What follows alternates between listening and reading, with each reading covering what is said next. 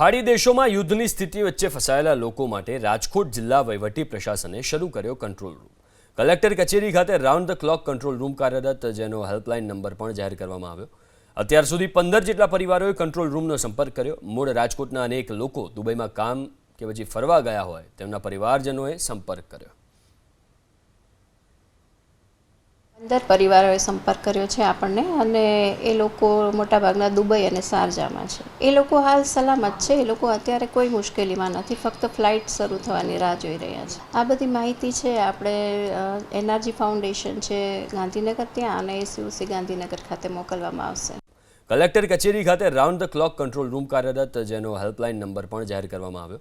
અત્યાર સુધી 15 જેટલા પરિવારોએ કંટ્રોલ રૂમનો સંપર્ક કર્યો। મૂળ રાજકોટના અનેક લોકો દુબઈમાં કામ કે પછી ફરવા ગયા હોય તેમના પરિવારજનોએ સંપર્ક કર્યો।